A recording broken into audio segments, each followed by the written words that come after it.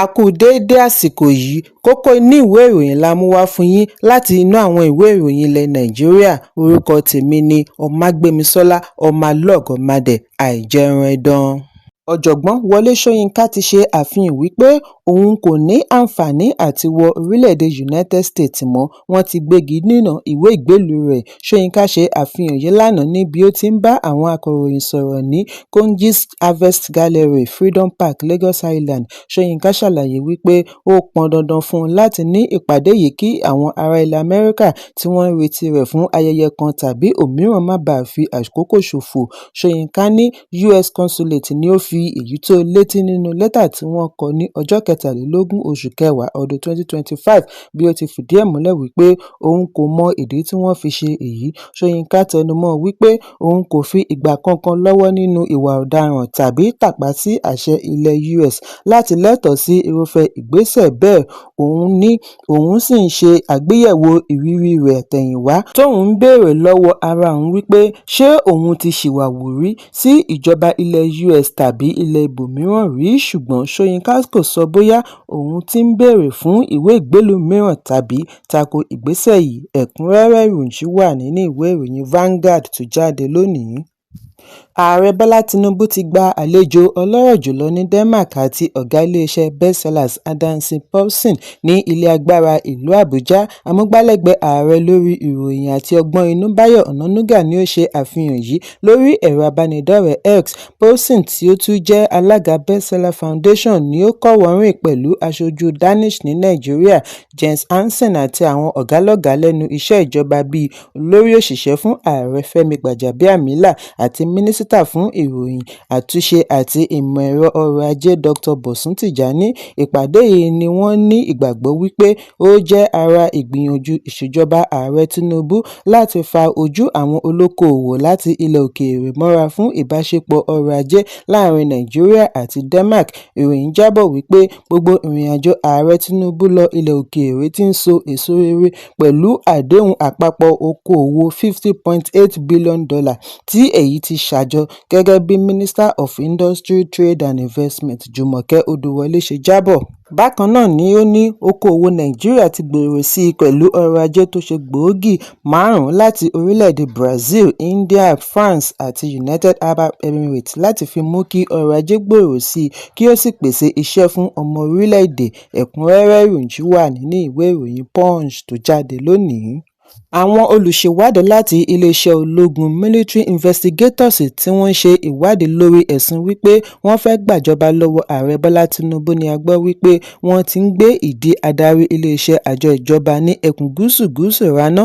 Gẹ́gẹ́ bí ìròyìn ṣe jábọ̀, òṣìṣẹ́ ológun méjì fìdí ẹ̀ múlẹ̀ wípé wọ́n fi ọwọ́ ṣìkún òfin mú Managing Director lórí ẹ̀sùn wípé ó fi ẹgbẹ̀lẹ́gbẹ̀ owó ránṣẹ́ sí mínísítà àná fún ìsun epo Timipre Silva tí wọ́n tọ́ka wípé ó jẹ́ ọ̀kan lára àwọn tí wọ́n ṣe àtìlẹ́yìn owó fún àwọn tí wọ́n ń pètepèrò àti pààrọ̀ ìjọba. Gẹ́gẹ́ bí ìwádìí, MD tí wọn kò fẹ́ dárúkọ rẹ̀ yìí fi owó tó pọ̀ ránṣẹ́ sí Silva. Bí àwọn olùṣèwádìí ṣe ń tẹ̀síwájú nínú ìwádìí wọn láti mọ̀ bóyá lótìítọ́ ni owó yìí wà fún ìpètepèrò ìdìtẹ̀gbàjọba, wọ́n ní ó ń dáhùn ìbéèrè lọ́wọ́ lórí ohun tí owó yìí wà fún. Ilé Silva ni a gbọ́ wípé wọ́n ṣe ìkọlù sí ní ọjọ́ Àbámẹ́ta tí àwọn ológun fi ọwọ́ ṣìkún òfin mú àbúrò rẹ̀ lọ́kùnrin Paga tí ó jẹ́ amúgbálẹ́gbẹ̀ẹ́ rẹ̀ pàtàkì. Wọ́n ní mínísítà àná tí ó tún jẹ́ olóyè láàrin ẹgbẹ́ òṣèlú All Progressives Congress APC kò sí lórílẹ̀-èdè ní ìgbà náà. Àwọn tí wọ́n mọ̀ nípa ìkọlù yìí ní mínísítà ti ń gbèrò àti padà sí orílẹ̀-èdè, ṣùgbọ́n lọ́gán tí ó gbọ́ wípé wọ́n ti fi ọwọ́ ṣìkún òfin mú adarí ìdìtẹ̀gbàjọba ni ó kúkú tẹ̀ pa sí ilẹ̀ òkèèrè. Títí di àsìkò ìkóròyìnjọ, akọ̀ròyìn kò ráàyè kàn sí adarí ẹ̀ka ìròyìn iléeṣẹ́ ológun Major General Marcus Kangia àti adarí ìròyìn Defence Information Brigadier General Tukur Gusau láti gbọ́ tẹnu wọn, ṣùgbọ́n nínú àtẹ̀jáde ọjọ́ 4 oṣù kẹwàá ni Gusau ti ní wọ́n fi ọwọ́ ṣìkún òfin mú ológun 16 sí àhámọ́ fún àṣemáṣe. Bẹ́ẹ̀ iléeṣẹ́ ìròyìn Sahara Reporters ní àwọn òṣìṣẹ́ ológun tí wọ́n fi sí àhámọ́ wọ̀nyí wọ̀nyí jẹ́ onípò gíga bẹ̀rẹ̀ látorí kápítènì sí brigadier general. Ó ní wọ́n fi wọ́n sí àhámọ́ látàrí ìpètepèrò wọn àti gbàjọba. Bákan náà ni wọ́n ṣe ẹ̀sùn wípé nínú ilé àwọn ológun wọ̀nyí ni wọ́n ti lọ mú wọn káàkiri orílẹ̀-èdè. Sahara Reporter ní láàrin iléeṣẹ́ ológun ni àwọn ti gbọ́ wípé nítorí ìdìtẹ̀gbàjọba ni wọ́n ṣe mú àwọn òṣìṣẹ́ ológun 16 wọ̀nyí sí àhámọ́ bí wọ́n ti gbọ́ wípé wọ́n ti ń ní ìpàdé ìdákọ́ńkọ́ pẹ̀lú àwọn ọ̀gálọ́gàá lẹ́nu iṣẹ́ ìjọba. Ẹ̀kúnrẹ́rẹ́ ìròyìn wà nínú ìwé ìròyìn Punch tó jáde lónìí. Ìjọba ìpínlẹ̀ Edo ti fún igbákejì àná fún gómìnà ìpínlẹ̀ Edo àná Godwin Ọmọbáyọ̀ ní gbèdéke ọ̀sẹ̀ kan kí ó fi dá gbogbo ẹrù ìjọba tí ó ṣì wà ní àkàtà rẹ̀ padà.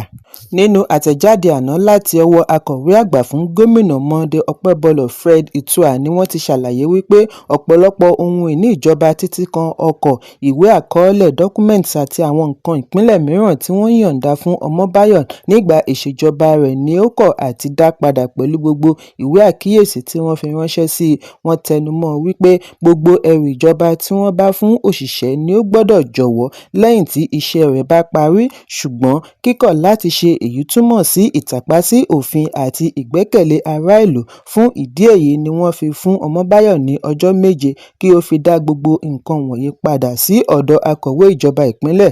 Bí ó bá wá kọ̀ àti ṣe èyí lẹ́yìn ọjọ́ 7, ìjọba ìpínlẹ̀ Edo yóò kàn pa kí ọlọ́pàá fi ọwọ́ ṣìkún òfin mú kí wọ́n sì rí i dájú wípé wọ́n fi tipá gba gbogbo ohun ìní ìjọba tí ó wà ní ìkáwọ́ rẹ̀. Ẹ̀kúnrẹ́rẹ́ ìròyìn wà nínú ìwé ìròyìn Vanguard tó jáde lónìí. Ẹgbẹ́ àwọn dókítà Resident Doctors NARD ti rawọ́ ẹ̀bẹ̀ sí Ààrẹ Bọ́lá Tinubu kí ó dá sí ẹ̀ka ètò ìlera tó ti ń ṣubú lọ kí ó tó dàwó pátápátá. Nínú lẹ́tà tí wọ́n kọ ránṣẹ́ sí ààrẹ tí ààrẹ ẹgbẹ́ NARD Dr. Muhammad Usman Sulaiman bu ọwọ́ lù ní ẹgbẹ́ ti ṣe àpèjúwe ìṣòro yìí ní ti pàjáwìrì National Emergency and a matter of national security. Ẹgbẹ́ ní àwọn kò ní ọ̀nà mìíràn làwọn ṣe kúkú kàn sí ààrẹ fúnra rẹ̀ lẹ́yìn tí àwọn ṣe àwárí wípé àwọn kan láàrin ìjọba ti sọ fún ààrẹ wípé gbogbo ọ̀rọ̀ tó ní í ṣe pẹ̀lú NARD ni àwọn ti yanjú. NARD tẹnumọ́ wípé ẹgbẹ̀lẹ́gbẹ̀ àwọn dókítà ní ilé ìwòsàn ìjọba ni wọ́n fi agídí ṣiṣẹ́ ní agbègbè tí kò tẹ́ wọn lọ́rùn láì rí owó tó tó owó gbà tàbí ààbò tó péye.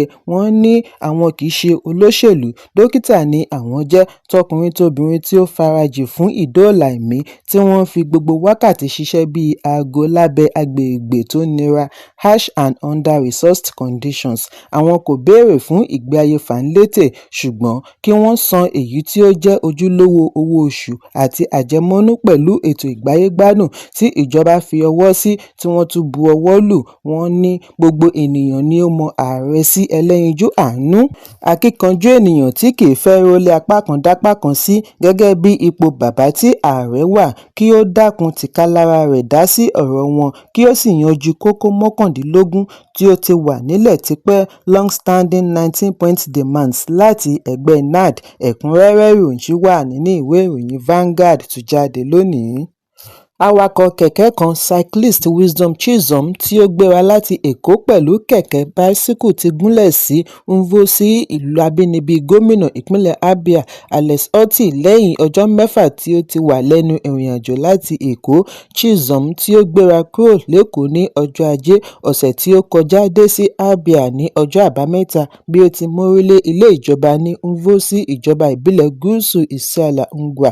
Awakọ̀ kẹ̀kẹ́ tí ó jẹ́ ọmọ bíbí ìjọba ìbílẹ̀ Isukwatọ ní ìpínlẹ̀ Abia ni wọ́n fi hàn gómìnà Otti ní ọjọ́ Ajé lẹ́yìn ìpàdé ìgbìmọ̀ òṣìṣẹ́ ìpínlẹ̀. Nígbà tí ó ń ṣàlàyé ara rẹ̀, oníkẹ̀kẹ́ yìí ní òun gba ìpèníjà àti wa kẹ̀kẹ́ láti Èkó sí Abia láti lè fi ìmoore òun hàn sí gómìnà Otti fún ojúnà 11.5 km Nunya sí Elvana tí ìṣèjọba rẹ̀ ń ṣe sí abúlé rẹ̀ àti àwọn iṣẹ́ àkànṣe yòókù ní Abia. Ó gbà wípé lótìítọ́ ni ìgbésẹ̀ òun mú ewu dání láti gun kẹ̀kẹ́ láti Èkó dé Abia, ṣùgbọ́n ṣàlàyé wípé òun dágunlá sí ìpèníjà yìí kí òun bá lè ní ìpàdé pẹ̀lú gómìnà. Níbi ìgbàlejò ní ilé rẹ̀ ni gómìnà ti ní àfojúsùn òun ni láti ṣe àlékún ìgbáyégbádùn ará ìpínlẹ̀ Abia kí inú wọn lè dùn, bí ó ti gba Chisom nímọ̀ràn kí ó tẹ̀síwájú àti máa jẹ́ ọmọ ìpínlẹ̀ rere. Ẹ̀kúnrẹ́rẹ́ ìròyìn wà nínú ìwé ìròyìn Daily Post tó jáde lónìí. Ilé ìgbìmọ̀ aṣojú-ṣòfin ti ké gbàjarè lórí ìlérí àwọn adàlúrú àti yin àdó olóró mọ́ ọgbà ilé ìgbìmọ̀. Garba Muhammad tí ó jẹ́ alága ìgbìmọ̀ lórí ààbò abẹ́nú ni ó ṣe àfihàn yìí níbi ìpàdé àná, ṣùgbọ́n kò sọ ìgbà tí ìlérí yìí bẹ̀rẹ̀ tàbí ẹgbẹ́ tí ó fẹ́ ṣe ìkọlù. Èyí kì í ṣe ìgbà àkọ́kọ́ tí irúfẹ́ ìlérí yìí ń jẹyọ sí ọ̀dọ̀ àjọ ìjọba tàbí àwọn òṣìṣẹ́ ìjọba. Ọdún 2011 ni ẹgbẹ́ Boko Haram ṣe ìkọlù pẹ̀lú àdó olóró tí wọ́n gbìn sínú ọkọ̀ sí ọ́fíìsì àjọ United Nations ní Abuja, tí wọ́n sì ṣe bẹ́ẹ̀ ṣekú pa ènìyàn tí kò dín ní 18. Ọdún kan lẹ́yìn èyí ni wọ́n ṣekú pa ènìyàn tí ó tó 91 nínú ìkọlù ọ̀tọ̀ọ̀tọ̀ ní agbègbè Yanyàn. Òmíràn tún wáyé ní Abuja ní 2015 tí ó ṣekú pa ó kéré tán ènìyàn 18. Àwọn 41 fi ara pa. Èyí tí ó ṣẹlẹ̀ láìpẹ́ yìí wáyé láàrin oṣù kìíní sí oṣù karùn-ún ọdún yìí ní ìlú Àbújá, níbi tí wọ́n ti ṣekú pa ènìyàn 3 tí ọ̀pọ̀ fi ara pa. Ẹ̀kúnrẹ́rẹ́ ìròyìn wà nínú ìwé ìròyìn Premium Times tó jáde lónìí. Kókó inú ìwé ìròyìn àsìkò yìí kò ní jù báyìí lọ. Ẹ pàdé mi ní ìrọ̀lẹ́ fún àkọ́tún ìròyìn. Kí a tó lọ, ẹ má ṣaláì fi àkíyèsí yín ránṣẹ́ kí ẹ sì bá wa subscribe sójú náà wa lórí YouTube kí kókó inú ìwé ìròyìn lè máa tẹ̀ yín lọ́wọ́ ní kíákíá.